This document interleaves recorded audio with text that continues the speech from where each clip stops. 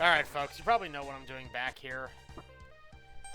Getting my ass kicked by dragonflies, but, that was the wrong one!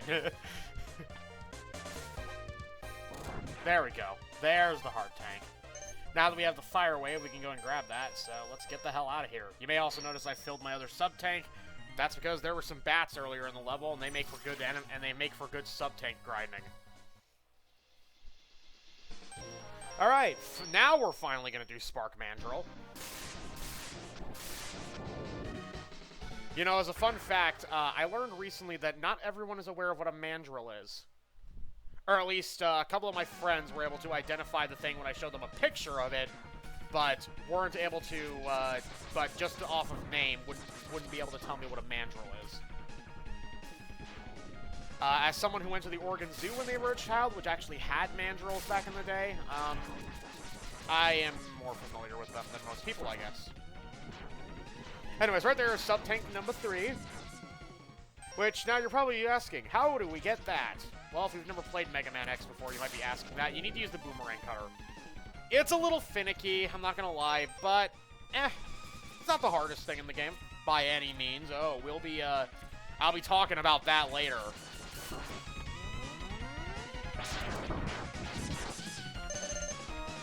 Anyways, you may notice the stage is looking a little, dark.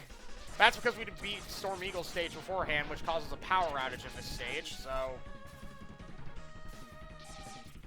And these giant firefly things, which I think are here, even if you do knock out the power, but... And these bird enemies that were in a Chill Penguin stage again. This game is actually pretty good about not reusing that many enemies. Like, the enemy variety is pretty nice. In fact, I think the Super Nintendo trilogy in general has a pretty good, good track record with enemy variety. You rarely see the same enemy more than once. Okay, mini-boss time. Have we had a stage of the mini-boss yet? I don't think we have. But yeah, the mini-boss in this stage is this thing. The Thunder Slimer. This guy is a lot trickier if the power is still on, because you see what he's trying to do there? He'd actually be able to shoot me if the power was still on. It's not, though, so he can't actually charge up his gun.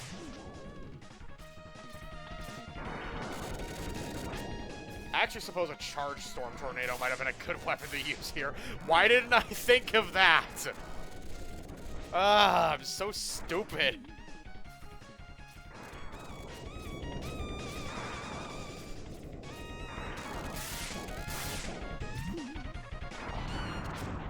And I got him.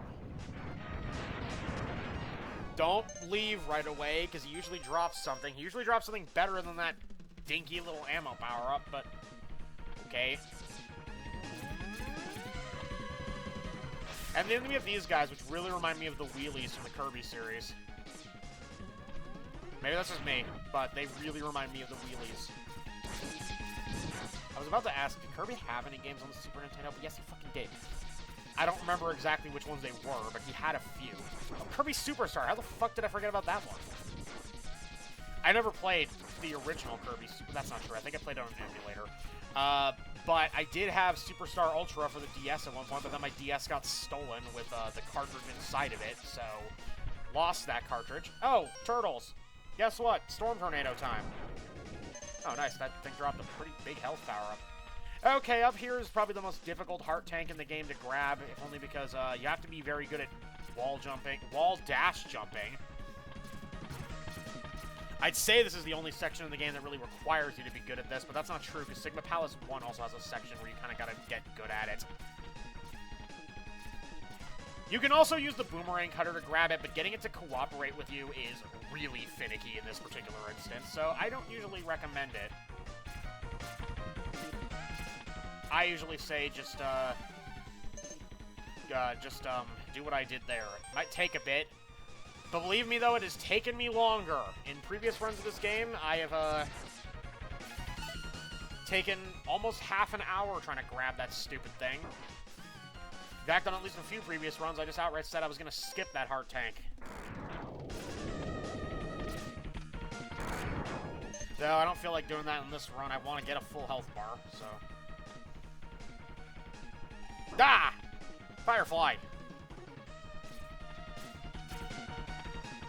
Oh, hello. Bap. Ow! Ow! God, I'm swinging, bitch. I can't hit that guy. It's not in the way I intend to. Okay, now that we're at the boss store, get the shotgun ice out, because it's time for a boss fight. Now, Smart Mandrill here is a pretty challenging boss if you don't have his weakness. If you've got his weakness, he's a total joke. Just watch. Oh, I actually didn't expect that to hit him. It is totally possible to just stun lock him here. I'm not fast enough to do it very well, but it's possible. Ow. How did that not hurt him?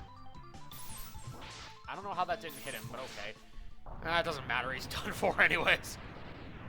Stupid monkey.